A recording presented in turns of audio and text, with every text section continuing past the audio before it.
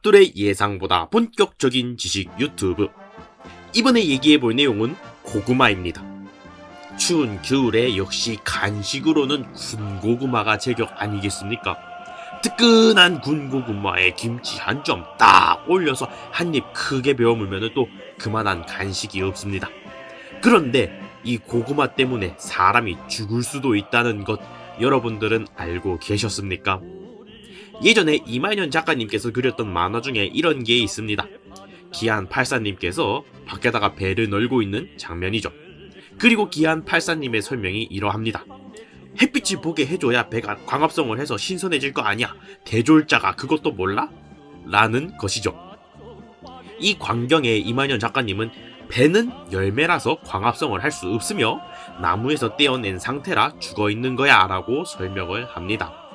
이 짤을 보고 다들 기안84님의 행동을 웃고 넘어가는 것으로 끝내지만은 사실 우리는 여기서 기안84님의 번뜩이는 지혜를 또한 틀린 것이 바로 이만현 작가님이라는 것을 배울 수 있습니다. 열매는 죽은 것이 아니라는 것을, 열매는 생명 활동을 한다는 것을, 그리고 그것이 원활하게 이루어져야만 신선함을 유지할 수 있다는 것을 기안84님은 알고 있었던 것입니다.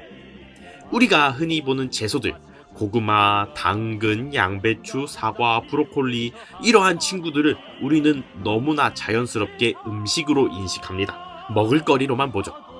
하지만 이 친구들은 수확하기 직전까지만 해도 왕성한 생명 활동을 이어가던 식물의 한 부분이요, 수많은 식물 세포들의 집합체였으며 수확한 이후에도 여전히 생명 활동을 이어가고 있는 존재입니다. 그리고 고구마 역시도 마찬가지입니다. 물론 고구마는 엽록소가 없으니까 광합성을 해서 싱싱해진다는 것은 불가능합니다. 하지만 광합성을 못하는 것이지 생명활동을 못한다는 것이 아닙니다. 꾸준히 호흡을 하고 있지요. 이 호흡이라는 것은 흔히 인간들이 하고 이 숨을 쉬고 내쉬는 그 행위가 아니라 포도당을 산소로 상화시켜서 이산화탄소와 물 그리고 에너지를 얻는 행위를 말합니다. 고구마 역시도 호흡작용을 꾸준히 하고 있습니다. 실제로 갓 수확한 고구마의 경우 흙에서 막 나와서 공기와 접촉하게 되는데 이로 인해 일주일에서 열흘 가까이 호흡작용이 급격하게 증가하고 이 과정을 통해 열과 수분 그리고 이산화탄소를 다량으로 배출합니다. 이 때문에 고구마는 수확된 이후에 저 기간이 지나고 안정화가 이루어져서 호흡작용이 다시 낮아질 때까지 창고가 아니라 통풍이 잘 되는 곳에서 따로 관리를 해줘야 됩니다. 이를 방열처리라고 하지요. 고구마는 호흡만 할 수 있는 것이 아닙니다. 스스로 방어기제도 가지고 있습니다. 아무리 혹은 큐어링이라는 것이 존재하는데 갓 수확된 고구마의 경우 수확 과정에서 표피에 상처를 입을 수도 있습니다. 이로 인해서 수분이 손실되거나 미생물이 침입하여 병에 걸리는 등의 문제가 발생할 수 있는데 아무리 처리, 즉 고구마를 적당히 높은 온도에서 보관하는 것만으로 고구마의 상처에서 새로운 표피 조직이 형성됩니다. 고구마 스스로 상처 입은 표피 아래에서 코르크층을 형성하여 상처를 치료하고 곰팡이의 침입이나 진무름의 발생을 억제하는 것이죠. 우리가 보관하는 고구마가 썩게 되는 것은 이러한 고구마의 생명 활동이 원활하게 이루어지지 못했기 때문입니다.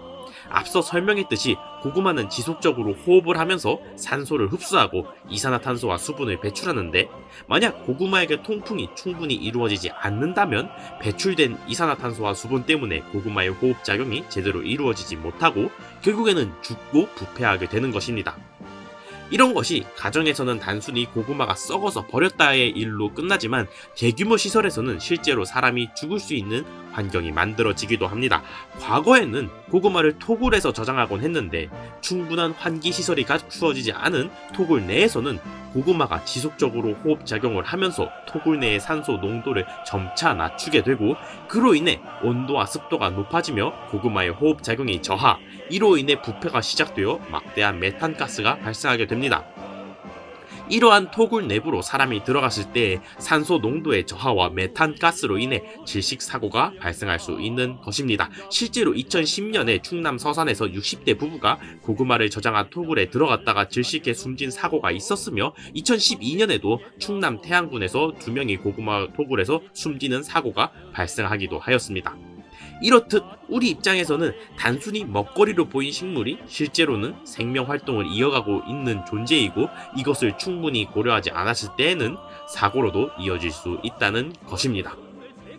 뭐 아무튼 그렇습니다. 환기를 열심히 하고 삽시다. 이상 압둘이었습니다.